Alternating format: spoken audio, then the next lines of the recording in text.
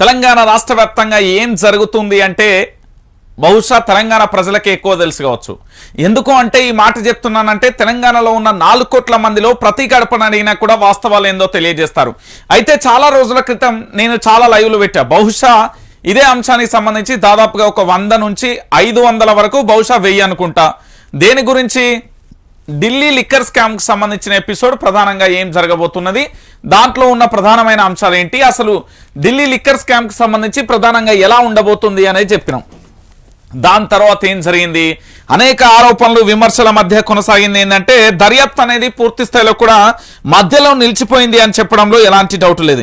ఎందుకు నేను ఈ మాట చెప్తున్నానంటే నిజంగా తెలంగాణ రాష్ట్ర వ్యాప్తంగా కూడా ఇక్కడ ఢిల్లీ లిక్కర్ స్కామ్ అనేది అంశం ఏదైతే ఉందో దాంట్లో ప్రధానంగా కూడా జరిగిన చర్చలు మనందరికీ తెలిసిన విషయమే. దీంట్లో ముఖ్యంగా ఈ రాష్ట్ర ముఖ్యమంత్రి కల్వకుంట్ల చంద్రశేఖరరావు గారి కుమార్తె ఎమ్మెల్సీ కవితకు సంబంధించి ప్రధానమైన ఆరోపణలు ఎదుర్కొన్న పరిస్థితి మనందరం చూసాం. కానీ ఇప్పుడున్న పరిస్థితులలో మరొకసారి అప్రూవర్ గా పిల్లయ్య అంటూ కూడా మరొక అంశాన్ని కూడా మనం తెర మీద తీసుకురావడం జరిగింది. అసలు ఏం జరిగింది? లిక్కర్ స్కామ్ అంటే అవసరానికి రాజకీయ నాయకుల యొక్క కేసులను మళ్ళొక్కసారి పునఃపరిశీలన చేస్తున్నారా, లేకపోతే ఇక్కడ చట్టాలన్నీ చుట్టాలుగా మారిపోయా, రాజకీయ కోణాన్ని మాత్రమే చూస్తున్నారా అనేది కూడా మనం చర్చించుకోవాల్సిన అవసరం ఏర్పడింది. నిజంగా ఇక్కడ ఢిల్లీ లిక్కర్ స్కామ్ గురించి చెప్పేటోడుగా వినే వాళ్ళకంటే చెప్పటోనికే బాధ అనిపిస్తున్న పరిస్థితి కనబడుతుంది. అరే రామచంద్ర, ఇక్కడ ఢిల్లీ లిక్కర్ స్కామ్ ఎపిసోడ్లలో ప్రధాన ముద్దాయిగా ఎమ్మెల్సీ కవితకు సంబంధించి మొదట్లో విచారణ జరిగినప్పుడు, ఆ తర్వాత విచారణ జరిగినప్పుడు, దానికి ముందు కూడా ఏది మహిళలకు సంబంధించిన 33% రిజర్వేషన్ బిల్ అని ఆ తర్వాత జరిగిన ఎపిసోడ్, ఇవన్నీ చూస్తూ వచ్చాం. కానీ ఇప్పుడు అసలు ఏం జరుగుతున్నది, ఏం కథ అనేది కూడా చాలా విచిత్రంగా కూడా మారిపోయిన పరిస్థితి కనబడుతుంది. సో తెలంగాణ రాష్ట్ర వ్యాప్తంగా ఈ అంశానికి సంబంధించి ప్రధానంగా కూడా జరుగుతున్న ఈ చర్చకు సంబంధించి దీనిని మీ ముందుకు తీసుకొచ్చే ప్రయత్నం అయితే చేస్తున్నాను. అసలు ఏం జరిగింది? 5 రోజుల క్రితం ఎంపీ మాగుంట ఇప్పటి వరకు అరుణ్తో కలిపి 5గురు ఢిల్లీ లిక్కర్ స్కామ్ కేసులో మరొక సంచలనం అంటూ కూడా చూడాల్సిన పరిస్థితి. మరోసారి ఉత్కంఠ రేపుతున్న కేసు దర్యాప్తు అంటూ కూడా ప్రధానంగా చూస్తున్నాం. ఇక్కడ మీరు ఒక్కసారి చూడండి ప్రజలారా, ఢిల్లీ లిక్కర్ స్కామ్ కేసులో మరో కీలక పరిణామం చోటు చేసుకుంది. ఈ స్కామ్ లో కీలకంగా వ్యవహరించిన అరుణ్ రామచంద్ర పిల్లై బిగ్ ట్విస్ట్ ఇచ్చారు. ఈడీ సిబిఐ కేసులలో నిందితుడిగా ఉన్న ఆయనే తాజాగా ఈడీ కేసులో అప్రూవర్ గా మారారు. 5 రోజుల క్రితమే ఈ కేసులో వైసీపీ ఎంపీ మాగుంట శ్రీనివాసరెడ్డి అప్రూవల్ గా మారగా తాజాగా రామచంద్ర పిల్లై కూడా అదే బాటలో నడవడం సంచలనంగా మారింది. ఇప్పటికే వైసీపీ ఎంపీ మాగుంట శ్రీనివాసరెడ్డి, ఆయన కుమారుడు రాఘవారెడ్డి, అరబిందో శరత్ చంద్రారెడ్డి, దినేష్ అరోరా వంటి వారు కూడా అప్రూవల్ గా మారారు. వీరిచ్చిన కీలకమైన సమాచారంతో అధికారులు కేసు దర్యాప్తును చేస్తున్నారు. అయితే అప్రూవల్ గా మారిన వారిలో సౌత్ గ్రూప్ కు చెందిన వారు ఎక్కువగా ఉండడంతో ఈ వ్యవహారం రాజకీయ వర్గాలలో ప్రకంపనలు రేపుతున్నది అనేది ప్రధానంగా కూడా చర్చనీయాంశంగా కూడా మారుతున్న పరిస్థితి కనబడుతుంది. నిజంగా ఈ కేసుకు సంబంధించి మనం కాసేపు నిజాలు మాట్లాడుకుందాం. ఎందుకంటే కేసు ఎటు టర్న్ కానుంది. ఢిల్లీ లిక్కర్ స్కామ్ కేసులో రామచంద్ర పిల్లైపై ఈడీ పలు అభియోగాలు మోపింది. సౌత్ గ్రూప్ లో కీలకంగా వ్యవహరించిన పిల్లై పాత్ర లిక్కర్ స్కామ్ లో చాలా స్పష్టంగా ఉందని గతంలో ఈడీ పేర్కొంది. రాబిన్ డిస్టిలరీస్ పేరుతో వ్యాపారం చేసిన పిల్లై ఢిల్లీ పెద్దలకు భారీ మొత్తంలో ముడుపులు చెల్లించినట్లుగా ఆరోపించారు. ఇండో స్పిరిట్ తో పాటుగా కొందరి నుంచి డబ్బులు వసూలు చేసినట్లుగా కూడా ఆరోపణలు వినిపించాయి. ఇక దానితో పాటు ఈ విషయంలో హైదరాబాద్ కేంద్రంగా పలు దఫాలుగా సోదాలు నిర్వహించిన దర్యాప్తు సంస్థలు పిల్లైకి చెందిన సంస్థలు ఇల్లు, కార్యాలయాల్లో కీలకమైన సమాచారాన్ని సేకరించాయి. తాజా పరిణామాలతో కేసు దర్యాప్తు ఎటు టర్న్ తీసుకోబోతున్నది అనేది ఉత్కంఠగా మారిన పరిస్థితి కనబడుతుంది. రైట్, ఇది ప్రధానంగా కూడా ఈ రాష్ట్ర ముఖ్యమంత్రి కల్వకుంట్ల చంద్రశేఖరరావు బీజేపీ ముంగట మోకరిల్లిన పరిస్థితికి ఒక నిలువుటద్దామని చెప్పడంలో ఎలాంటి డౌట్ లేదు. తెలంగాణ ప్రజలారా గుర్తుపెట్టుకోని, ఇది దాదాపుగా ఒక ఏడాదిగా కొనసాగుతున్న ఈ ఎపిసోడ్ కు సంబంధించి ఏం జరుగుతున్నది అనేది ఇప్పుడు మీరు చర్చనీయాంశంగా మారుతున్నారు. ఒక రాష్ట్ర ముఖ్యమంత్రి, దాదాపుగా 4 కోట్ల మంది ప్రజలకు ప్రతినిధిగా వ్యవహరించే వ్యక్తి, దానికి సంబంధించి రాష్ట్ర మంత్రివర్గం, ఎమ్మెల్యేలు, ఎమ్మెల్సీలు, ప్రజాప్రతినిధులతో కూడి దాంతో పాటు న్యాయస్థానం, పోలీసు వ్యవస్థలు, వివిధ శాఖలకు సంబంధించి కూడా ఈ తెలంగాణ రాష్ట్రంలో అనేక శాఖలు కూడా ఉన్న పరిస్థితి కూడా చూసాం. కానీ ఇక్కడ ఏంది అంటే కేవలం తన కూతురును కాపాడుకోవడం కోసమే రాష్ట్ర ముఖ్యమంత్రి కల్వకుంట్ల చంద్రశేఖరరావు పూర్తి స్థాయిలో కూడా తాను అనుకున్న విధంగా కూడా వ్యవహరించిండు. కేవలం బీజేపీతో దోస్తాను దేనికోసము అంటే తన బిడ్డను కాపాడుకోవడం కోసమే అనేది ఆ తేటతెల్లం అయిపోయిన పరిస్థితి కనబడుతుంది. ఇప్పుడు బీజేపీ, బీఆర్ఎస్ రెండు ఒకటే అంటే అవును అనే సమాధానం వస్తుంది, ఎస్ అనే సమాధానమే వస్తా చాలా స్పష్టంగా కూడా వినబడుతున్న పరిస్థితి కనబడుతుంది. మరి ఈ స్కామ్ జరిగినప్పుడు ఇన్ని రోజులు చేతులకు గాజులు వేసుకున్నారా, లేకపోతే బొట్టు పిల్ల పెట్టుకున్నారా, ఏడ కూసున్నారు?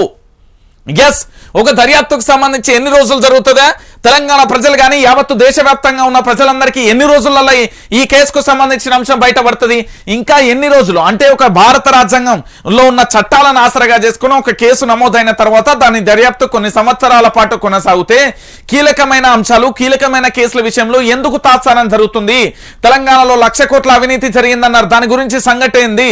మరి ఆంధ్రప్రదేశ్ లో చంద్రబాబుకు సంబంధించి ఏదైతే ఆ స్కీమ్ కు సంబంధించి ఏదైతే చేసిండు స్కామ్ అంటూ కూడా అంటూ అరెస్టు చేసిన పర్వం కనబడ్డది కదా. మరి ఈ తెలంగాణలో ఈ చర్చ ఏంది?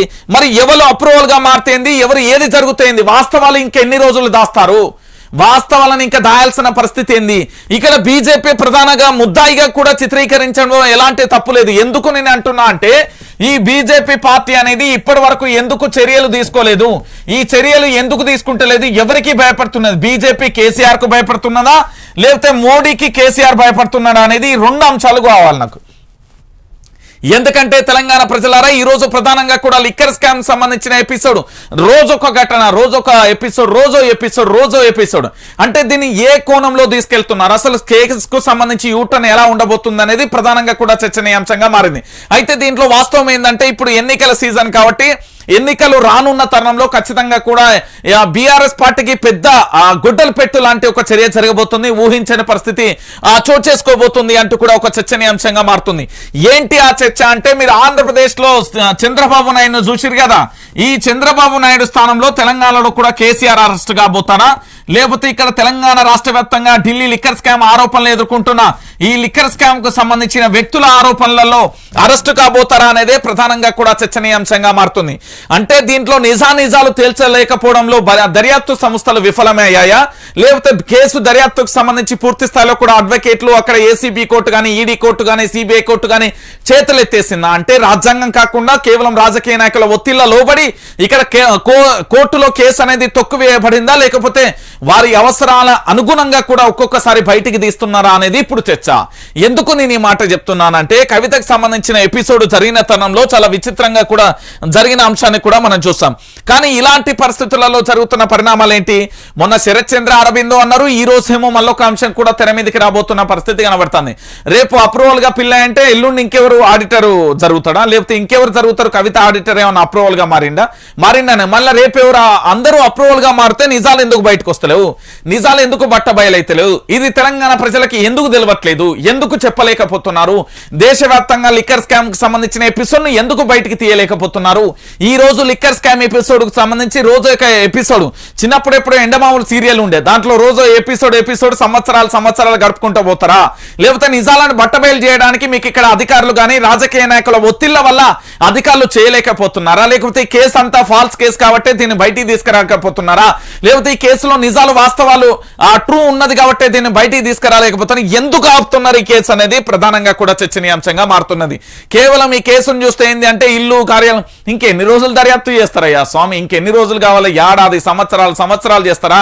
1200 అధికారులు 400 రోజు ఏంది దాదాపుగా 4 నెలల పాటు పూర్తి స్థాయిలో కూడా చేసిన పరిస్థితి కనబడింది. ఇంకెన్ని రోజులు ఈ దర్యాప్తు సంస్థలు చేస్తారు?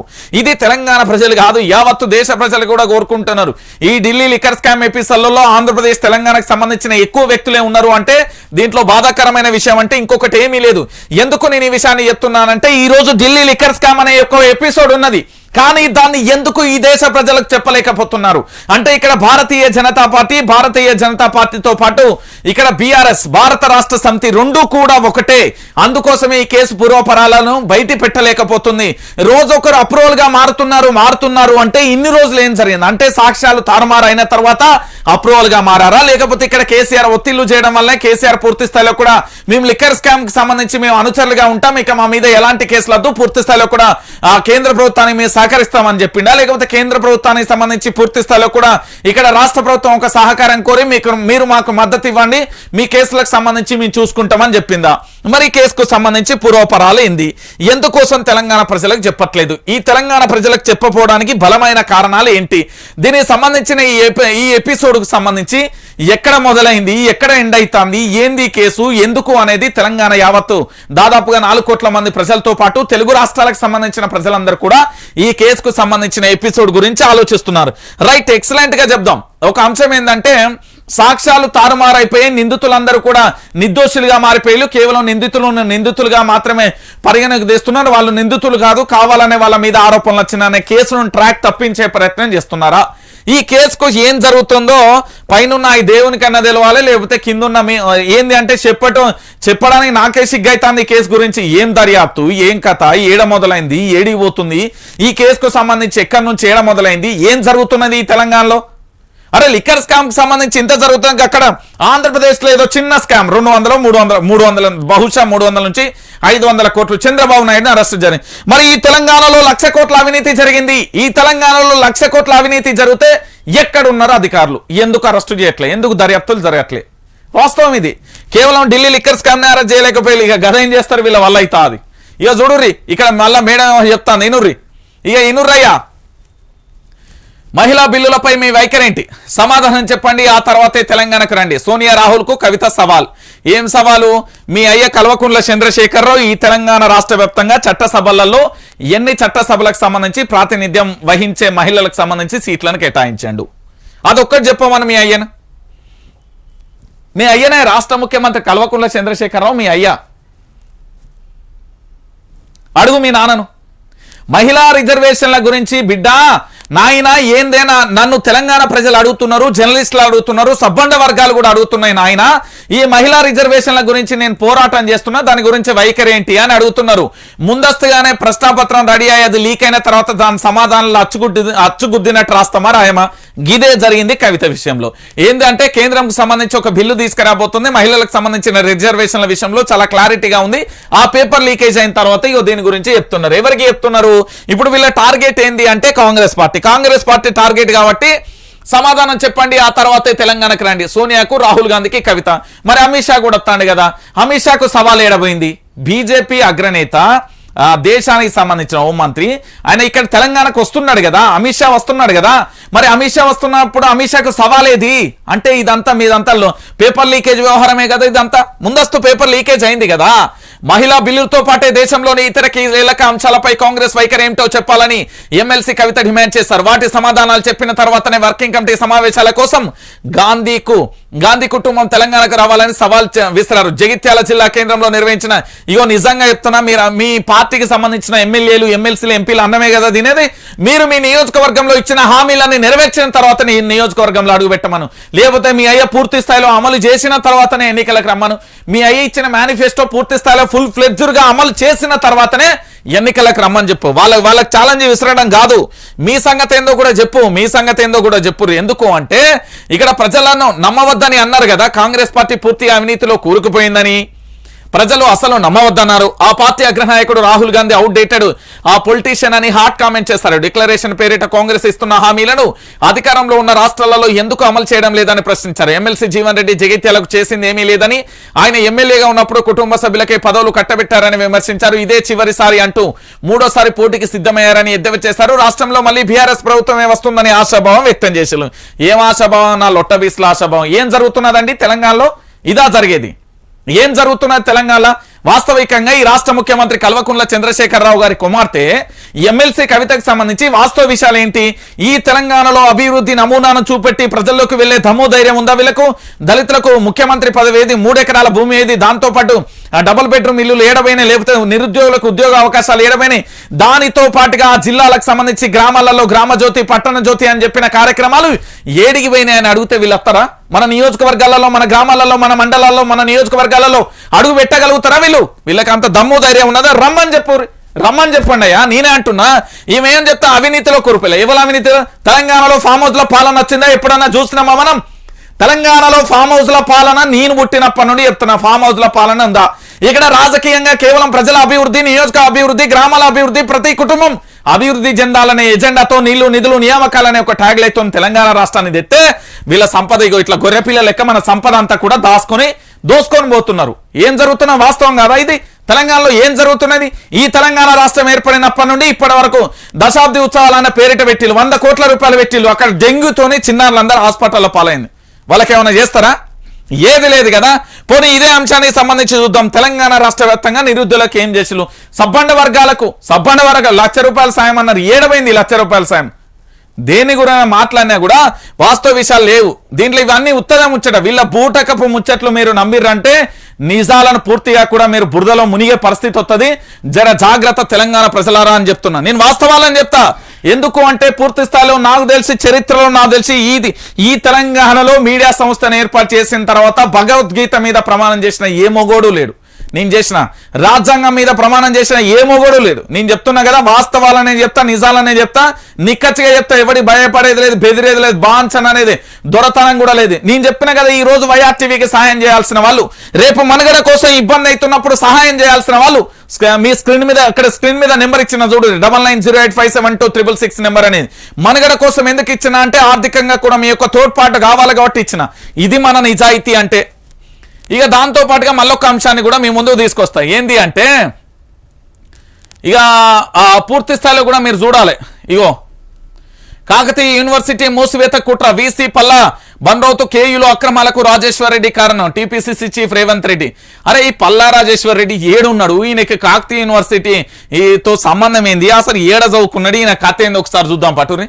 Kakatiya university VC MLC Palla Rajeshwar రెడ్డికి బండ్రౌత్గా మారారని టీపీసీసీ అధ్యక్షుడు రేవంత్ రెడ్డి సంచలన వ్యాఖ్యలు చేశారు. కేయులో జరుగుతున్న అక్రమాలకు రాజేశ్వర్ రెడ్డి కారణమని, సొంత యూనివర్సిటీ కోసం కేయును మూసేయించాలని కుట్ర చేస్తున్నారని ఆరోపించారు. దీక్ష చేపట్టిన కేయు విద్యార్థులకు ఇవాళ రేవంత్ రెడ్డిని కలిసారు. ఈ సందర్భంగా విద్యార్థులతో మాట్లాడి దీక్ష విరింపజేశారు. అనంతరం మాట్లాడుతూ పిహెచ్డి అడ్మిషన్లలో అర్హత లేని వారికి, బీఆర్ఎస్ జెండా మోసిన వారికి అడ్మిషన్లు ఇచ్చి మెరిట్ విద్యార్థులకు అన్యాయం చేశారని ధ్వజమెత్తారు. విద్యార్థులు ఎవరు కూడా అధైర్యపడవద్దని, కాంగ్రెస్ పార్టీ అండగా ఉంటుందని అభయం ఇచ్చిన పరిస్థితి కనబడ్డది.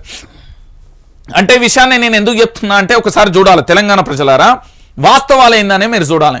కాకతీయ యూనివర్సిటీ ఎంతో మంది విద్యార్థులకు విద్యను అందించిన యూనివర్సిటీకి సంబంధించి ఈరోజు ఎంత దౌర్భాగ్యపరం. అరే తెలంగాణ వచ్చిన తర్వాత Kakatiya university, Osmania university, Satavahana university, Gandhi university ఇట్లా చెప్పుకుంటూ పోతే ఇక్కడ ఉన్న యూనివర్సిటీలు అన్నీ కూడా ఎట్లున్నాయంటే అధ్యాపకులు లేక విలవిలబడుతున్నాయి. గోడలను చూసి విద్యార్థులు రోజు పొద్దుగాల బడి రావాల్సిన పరిస్థితి కనబడుతుంది. కానీ ఇక్కడ చదువుకుంటాం, మేము బాగుపడతాం, మా జీవితాలు బాగుంటాయి, లేకపోతే మా బ్రతుకులు మారుతాయి, మా బ్రతుకులు మారి ఈ తెలంగాణలో నేటి బాలలే రేపటి పౌరులు అని చెప్తారు, భావి భారత పౌరులని.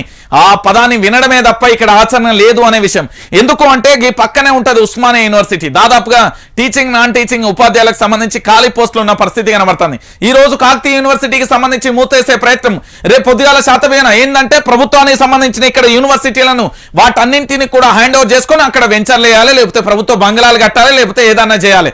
కానీ ఇక్కడ యువతకు నాణ్యమైన విద్యను అందించాల్సిన ఏంది ఆవశ్యకత వాళ్ళకి అవసరం. ఎందుకు అవసరం? దాచుకోవాలి, దోచుకోవాలి, ఇదే వాళ్ళ పద్ధతి.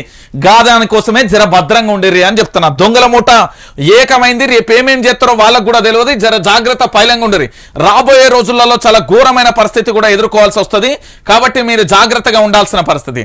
ఇక దాంతో పాటు ఇంకొక అంశం ఏంది అంటే తెలంగాణ ప్రజలారా మీరు గుర్తుపెట్టుకోరి పూర్తి స్థాయిలో కూడా. ఎందుకు అంటే తెలంగాణ రాష్ట్ర రాజకీయాలలో జరుగుతున్న మరో అంశం ఏంది అంటే ఇక్కడ మల్కాజ్గిరికి సంబంధించి అన్ని బంద్. ఎందుకు? ఈయన మైనంపల్లి హనుమంతరావు, మీ అందరికీ తెలుసు కదా, మైనంపల్లి హనుమంతరావు ఈ పక్కనే మల్కాజీ నియోజకవర్గానికి సంబంధించి member of legislative assembly, MLA, ప్రస్తుత శాసన సభ్యుడు. ఈయన ఏంది తీర్థయాత్రల్లో ఉండడం వల్ల ఈయన నియోజకవర్గానికి సంబంధించి ఏం జరిగిందో ఈయన సెగ్మెంట్లో సంక్షేమ పథకాల పంపిణీ నిలిపివేత, ఎమ్మెల్యేలకు అధికార సహాయ నిరాకరణ, మైనంపల్లికి చెక్ పెట్టేందుకే అని టాక్, లబ్ధిదారుల్లో మొదలైన కలవరం. ఈ తీర్థయాత్రలలో హనుమంతరావు బిజీ. బీఆర్ఎస్ అధిష్టానంతో మెడ్చల్ ఎమ్మెల్యే వార్ ప్రజల పాలిట శాపంగా తయారైంది. అధిష్టానంతో ఎమ్మెల్యే మైనంపల్లి హనుమంతరావు విభేదిస్తుండడంతో ఆ నియోజకవర్గంలోని లబ్ధిదారులకు పథకాలు అందకుండా చేస్తున్నట్లుగా తెలుస్తుంది. బీసీ బంధు, మైనార్టీ బంధు, కళ్యాణ లక్ష్మి, షాదీ ముబారక్, ముఖ్యమంత్రి సహాయ నిధి, దళిత బంధు, 2వ విడత దరఖాస్తుల సేకరణ, ఇలా ప్రధాన పథకాలన్నింటికీ సర్కారు ఈ సెగ్మెంట్ లో బ్రేక్ వేసినట్లుగా ప్రచారం జరుగుతుంది. ఈ మేరకు అధికారులకు సైతం ఆదేశాలు జారీ అయినట్లుగా కనబడుతుంది. ఇది అధికారులు ఎట్లా అంటే కేసీఆర్ జిందాబాద్, కేసీఆర్ జిందాబాద్, ఇదే భజన బ్యాచ్. మొత్తం భజన చేయాలి, బాంచందొర అని కాళ్ళు మొక్కాలే, ఆయన చెప్పిందే శాసనం అన్నట్టు భయపడాలి. ఇది తెలంగాణలో పరిపాలన. ఇగో అర్థమైతే లేదా? ఒక మెంబర్ ఆఫ్ లెజిస్లేటివ్ అసెంబ్లీ, ఆయన ఒక ఎమ్మెల్యే శాసన సభ్యుడు, ఆయన నియోజకవర్గానికి. ఎందుకు అంటే బీఆర్ఎస్ పార్టీ నుంచి బయటికి పోయే అవకాశాల స్కోప్ ఉన్నది కాబట్టి ఎందుకు అంటే ఆయన నియోజకవర్గంలో బంద్ చేద్దాం, ఆయన ఓటమిని మనం పూర్తి స్థాయిలో కూడా కూకటి వేళ్లతో పెగిలించాలి అని కూడా చేస్తున్న పరిస్థితి కనబడుతుంది. ఇక చూడుర్రా, మీరే చూడుర్రి, పొమ్మన లేక పొగబెడుతున్నారు. మెదక్ అసెంబ్లీ సీటు తన కుమారుడు రోహిత్ కు కేటాయించకపోవడంతో ఎమ్మెల్యే మైనంపల్లి హనుమంతరావు మంత్రి హరీష్ రావును టార్గెట్ చేస్తూ సంచలన కామెంట్ చేస్తారు. తెలిసిందే, తనతో పాటు తన కొడుక్కి సైతం టికెట్ ఇవ్వాలని పట్టుబట్టారు. లేని పక్షంలో మెదక్ సహా మల్కాజ్గిరిలో ఇండిపెండెంట్ గా పోటీ చేసి తమ సత్తా చూపుతామని సవాల్ చేశారు. ఈ విషయంలో మంత్రి హరీష్ రావు గుర్రుగా ఉన్నట్లుగా సమాచారం. మైనంపల్లిపై చర్యలు తీసుకునే క్రమంలో అక్కడ ప్రభుత్వ పథకాలకు ఆయన చేతుల మీదుగా పంపిణీ కాకుండా సహాయ నిరాకరణ చేస్తున్నట్లుగా ప్రచారం జోరుగా సాగుతుంది. అధిష్టానం సైతం మైనంపల్లికి పొమ్మన లేక పోగుపెడుతున్నట్లుగా తెలుస్తుంది. ముందుగా ఆయన ఆదేశాలు అధికారులకు వినకుండా చేసి ఆ తర్వాత కార్పొరేటర్ల కీలక నేతలను దూరం చేసేందుకు స్కెచ్ వేస్తున్న బలవుతున్న లబ్ధిదారులు. ఎన్నికలు సమీపిస్తున్న వేళ రాష్ట్రంలో సంక్షేమ పథకాల వేళ నడుస్తుంది. ఇప్పటికే బీసీ బంధు, మైనార్టీ బంధులను పంపిణీ చేస్తుంది. పెండింగ్ లో ఉన్న కళ్యాణ లక్ష్మి, షాదీ ముబారక్, సీఎం రిలీఫ్ ఫండ్లను కూడా చేస్తున్న పరిస్థితి. ఇగో సిగ్గు, శరం, ఇజ్జతి, మానం ఏమన్నా ఉంటే టూ అని వస్తారు నియోజకవర్గ ప్రజలు. ఎందుకు ఈ మాట చెప్తున్నా అంటే, ఒక ఎమ్మెల్యే పార్టీ ఏదైనా ప్రజల పక్షాన నిల్చుంటాం, మేము ప్రజల ప్రభుత్వం అని చెప్పి ఏ ప్రభుత్వానికి సంబంధించి ఇగో వారు ఇంతకంటే అధ్వానం ఏమన్నా ఉన్నదా?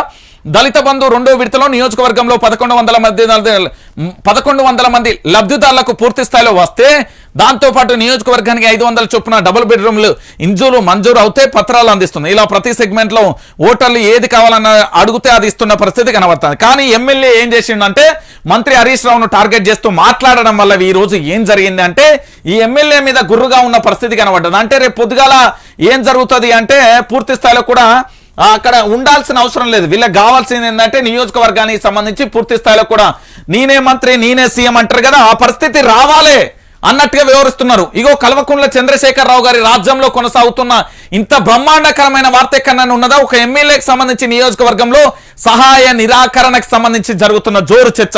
ఇంతకంటే సిగ్గుపోయే అంశం ఇంకోటి ఏది ఉండదు. ఎందుకంటే కేవలం ఓటు బ్యాంక్ రాజకీయాల కోసం అనడానికి ఇంతకంటే నిదర్శనమే ఉండదు. ఇక్కడ ఏంది, ప్రజల కోసం పరిపాలన కాదు, మా కోసం పరిపాలన, మా అభివృద్ధి కోసం పరిపాలన, మా ఎదుగుదల కోసం పరిపాలన, మా ఎదుగుదలే కావాలి. దాంతో పాటు మేము భవిష్యత్తులో ఉన్నత స్థాయిలో ఉండాలి, మేము ఏమైనా చేస్తాం, మాదే రాజ్యం, ఇక్కడ సీఎం అయినా పిఎం అయినా అంది మేమే అని చెప్పుకోవడానికి ప్రభుత్వానికి నిదర్శనం సంబంధించి మైనంపల్లి హనుమంతరావు ఒక్క నియోజకవర్గం చాలండి ప్రజలారా. ఎందుకు అంటే, ఎమ్మెల్యేకి సంబంధించి శాసన సభ్యుడిగా ఉన్న తన నియోజకవర్గంలో అధికారులు సహాయ నిరాకరణ చేయడం ఏంది? ప్రభుత్వానికి ప్రజలకు మధ్య వారధిగా ఉండేవాడే కదా అధికారి, అది లేదు. దాంతోపాటు కార్పొరేటర్లు ప్రజల కోసం గెలిచిన వాళ్ళే కదా, ఇప్పుడు పేద ప్రజలకు సంబంధించే కదా ఇప్పుడు లబ్ధిదారులకు ఇవ్వాల్సింది. కానీ ఎందుకు ఇస్తలేరు? వీళ్ళ వర్గానికి సంబంధించి, అంటే వీళ్ళ అనుచరులకు. అంటే ఇప్పటికైనా మీకు అర్థమైందా? ప్రతి నియోజకవర్గంలో ఎమ్మెల్యేకి సంబంధించిన వాళ్ళకే టికెట్లు అందిస్తున్నారు అని. ఇంతకంటే క్లారిటీ విషయం ఇంకోటి ఏంది లేదు. ఎందుకంటే తెలంగాణ రాష్ట్ర వ్యాప్తంగా కూడా జరుగుతున్న పరిస్థితి కనబడుతుంది. ఇక్కడ ఏంది అంటే, ముమ్మాటికి ఒక అంశం అనే చెప్పొచ్చు. ఎందుకు ఈ మాట చెప్తున్నా అంటే, తెలంగాణ ప్రజలరా మీరు ఒక్కసారి ఆలోచించాలి. మల్కాజ్గిరికి సంబంధించి జరుగుతున్న ఈ సెగ్మెంట్ కు సంబంధించి వాతావరణ పరిస్థితి ఏంది అంటే, ఎమ్మెల్యేకు సహకరించకుండా సహాయక నిరాకరణ చేపట్టడంతో పాటు ఇక్కడ అధికారులు సహకరించకపోవడంతో పాటుగా ఇక్కడ పూర్తి స్థాయిలో